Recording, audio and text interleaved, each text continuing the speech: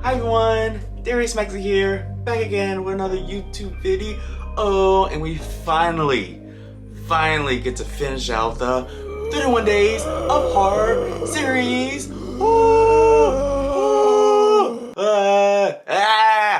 Yay, okay, I know it's like super late, but we're not gonna discuss that. We're not gonna discuss that. It's not even spooky season anymore, but I'm still gonna finish the series because I really love it and I need to. I need this. I need it! Hi. So, okay, so without further ado, let's finally finish 31 Days of Horror. Now, last time we saw Skinamarink and it gave me nightmares. So, representing October 24th, we have Coming Home in the Dark, released in 2021. Now, this movie, I've heard from the horror people that this movie was very shocking and bleak and like very like, you know, that. But I was kind of disappointed because like maybe the first 40 minutes of the movie was pretty good, and then like the shock happened and you're like, oh my god, whoa, like you're really like taken aback, and that's where you feel the shockness and the bleakness and all that stuff, right? But then like you get to the rest of the movie and it's pretty predictable. Even like there's this other moment of, I guess, of like shockness and bleakness, and you're still like, I kind of saw it coming. So that's pretty much my thoughts on the movie. Like, it was just very, I don't know, I just kind of saw everything coming and like it was boring. Even like the story of like how these two entities came together, like the normal family and the criminals, like how they intertwined, is still like boring. So I gave it a 3 out of 5, like, cause that moment, those two like shocking moments really did like, ooh, get you, but like everything else is just like, predictable, boring. Anyway, representing October 25th, we have Bodies, Bodies, Bodies. Now, okay, I have a little story because my ex-roommate saw this movie and he hated it. So I was like, I'm probably not gonna skip out on it. And then also, after the movie came out, I saw all the popular clips online. So like, I kind of was spoiled on the movie. So that did affect my viewing pleasures. But overall, I really liked it. It was very funny. It was very like Gen Z. It was very Gen Z, where like all the characters was basically like shallow and like very social media heavy and like very more into how they treat others, but in a very pretentious way. It's like everyone's performing like they're a big social media star, but they're not. So like, I mean, granted, they're all rich apparently, so like I guess that's that mindset, but it was very interesting. It was very funny. The kills were hilarious, but also the twist was just like, oh my gosh, these dumb bitches, like, you know, like, but in a funny way.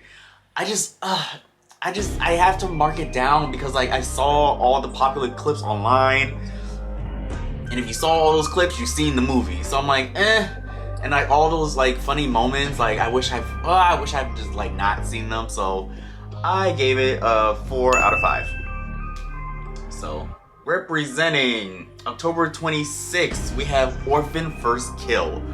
Ooh, this movie was good. Oh my gosh. Now, the first Orphan I loved it so much. I watched it when I was like a teenager, and it shook me. And then the twist was really great. Did not see this coming. But also this movie, there was a twist, and I also did not see it coming. So, and I wasn't expecting a good twist out of this movie because I thought it was just an origin story of like how she got to America and like, you know, how she got to be portrayed as this little girl.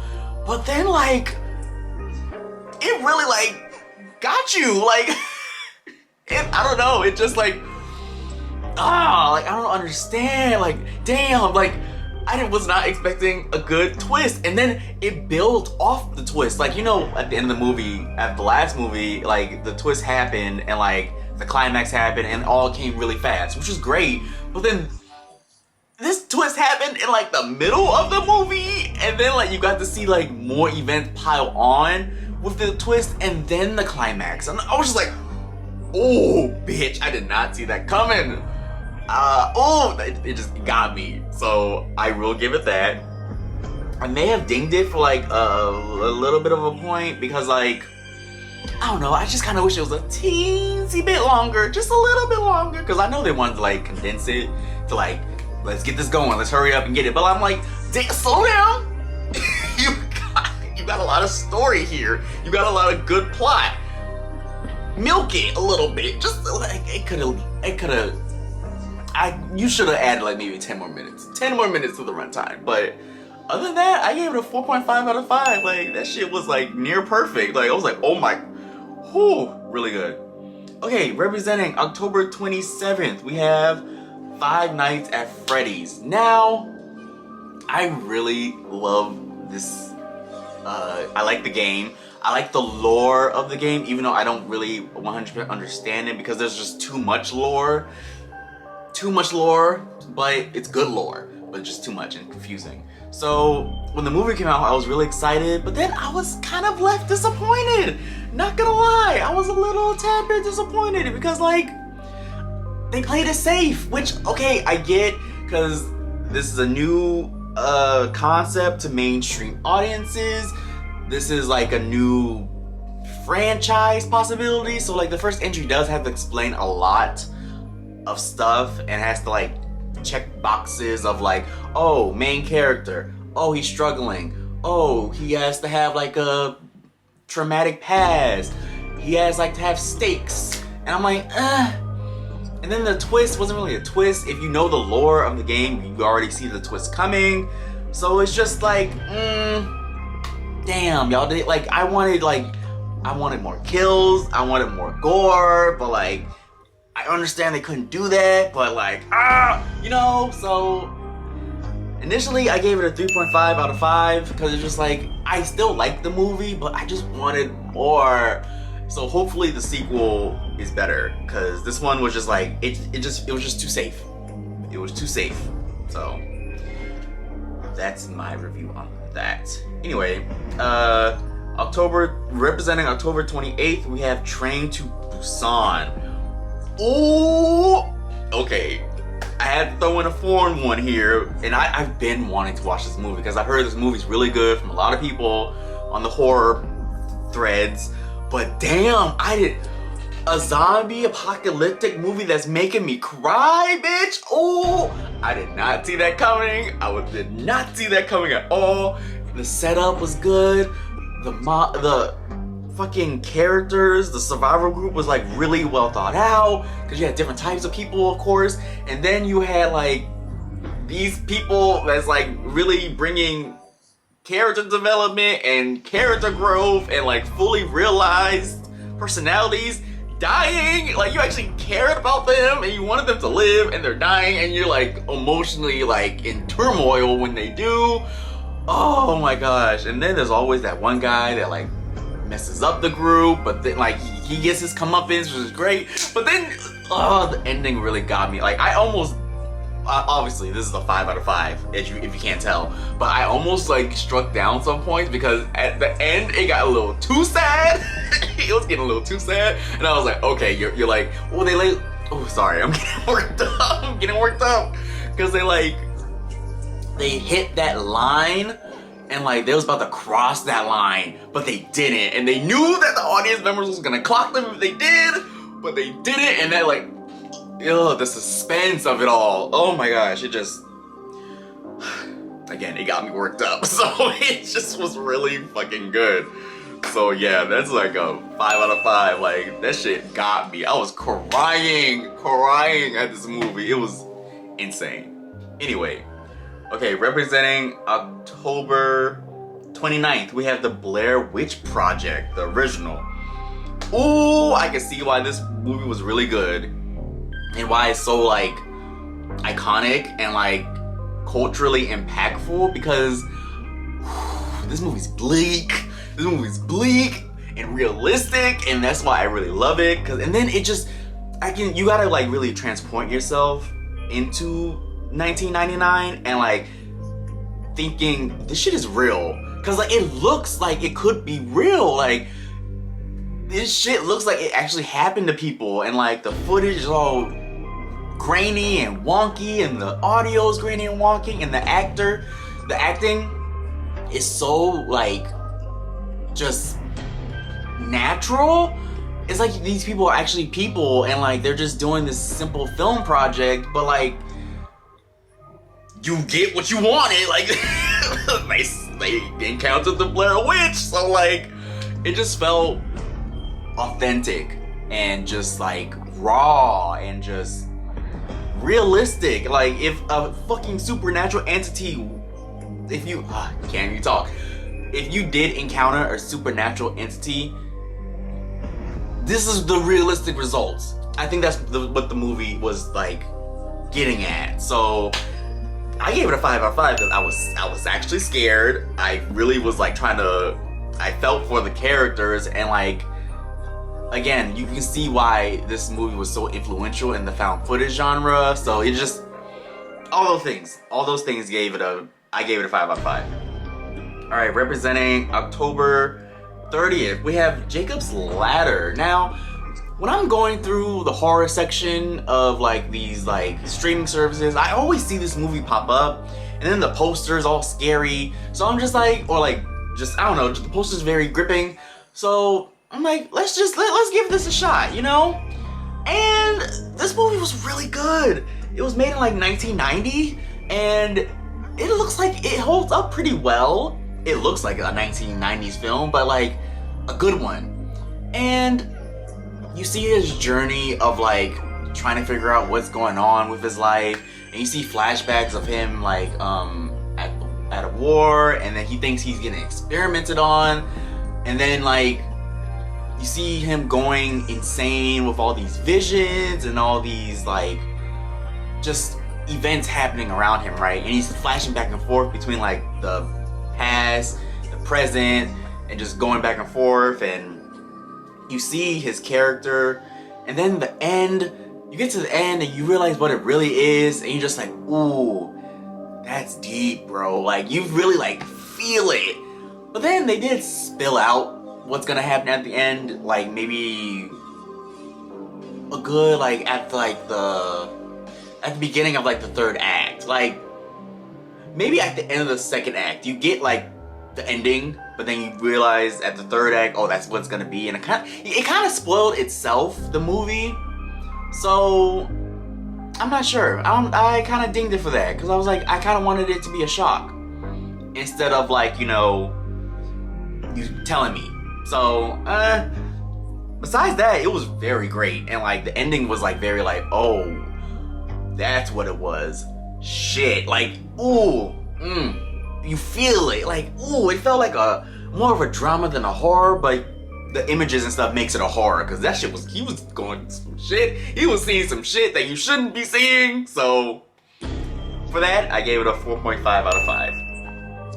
And then finally, every Halloween, or representing Halloween, I do a double feature. And this time I did X, which was 2022, and then I did Pearl. Both movies, pretty good. I liked Pearl better, but we'll get to that. So let's start with X. X, really good. Solid horror movie.